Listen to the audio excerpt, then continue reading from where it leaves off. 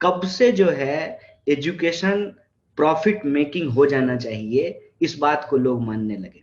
कब से ये मानने लगे कि स्वास्थ्य व्यवस्था जो है वो प्रॉफिट मेकिंग हो जाना चाहिए। ये कितनी असंवेदनहीन, इनसेंसिटिव बात है कि आप ताबूत से पैसे कमा करके अपना महल खड़ा करना चाहते हैं।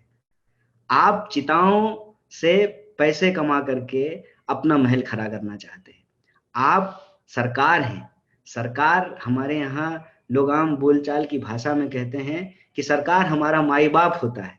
आप बताइए कि कोई माँ बाप ही अगर अपने बच्चों को लवारिस छोड़ दे, अगर सरकार ही बीएसएनएल के बारे में ना सोचे और जियो धन धनाधन करने लगे, ये बोल करके कि बीएसएनएल प्रॉफिट मेकिंग नहीं है, तो बीएसएनएल का उद्देश्य कभी प्रॉफिट कमाना था भी नहीं। बीएसएनएल का उद्देश्य इस देश को, गांव गांव को, शहर शहर को, एक व्यक्ति को दूसरे व्यक्ति से जोड़ना था। बीएसएनएल का उद्देश्य था कनेक्टिंग इंडिया। बीएसएनएल का उद्देश्य कभी नहीं था प्रॉफिटिंग इंडिया। और प्रॉफिटिंग इंडिया के नाम पे दरअसल सेलिंग इंडिया इस देश के अंदर चल रहा है। हर चीज जो है वो बेची जा रही है। और इस पॉलिसी के चलते, इस मॉडल के चलते आज हम एक ऐसे मुहाने पे जाकर के खड़े हो गए हैं कि सरकारी व्यवस्था बची नहीं है और प्राइवेट व्यवस्था पर्याप्त नहीं है।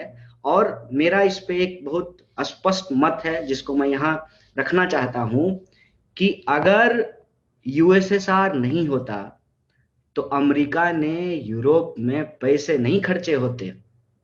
अगर इस देश में पब्लिक सेक्टर नहीं होता तो प्राइवेट सेक्टर पब्लिक सेक्टर से कंपटीशन नहीं की होती। जिस दिन बीएसएनएल बंद हो जाएगा पूरी तरह से, उस दिन जियो की मनमानी तय है। जिस दिन सरकारी अस्पताल बंद हो जाएंगे पूरी तरह से, आप देखिए कि प्राइवेट अस्पताल में भी बेड नहीं मिलेगा। जिस दिन पब्लिक सेक्टर पूरी तरीके से तबाह हो जाएगा, मैं बार बार कहता हूं कि ये इस देश में लोकतंत्र की बुनियाद है।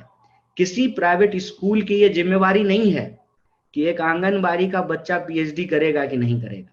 उनका बिल्कुल सीधा हिसाब है, पैसा है तो आपको व्यवस्था मिलेगी, और पैसा अगर नहीं है तो आपको व्यवस्था नहीं मिलेगी।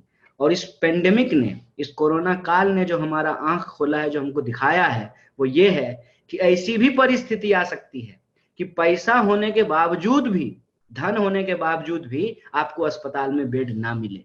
इसीलिए ये जो पब्लिक सेक्टर को बचाने का सवाल है, ये जो मजदूरों को बचाने का सवाल है, और कोविड से कलेक्टिवली जो हम तमाम लोगों को मिलकर के लड़ने का सवाल है, इसमें एक बात मुखरता से सामने आई है, वो ये है कि हमारे भीतर नागरिक होने का कॉन्शियसनेस होना बहुत जरूरी है।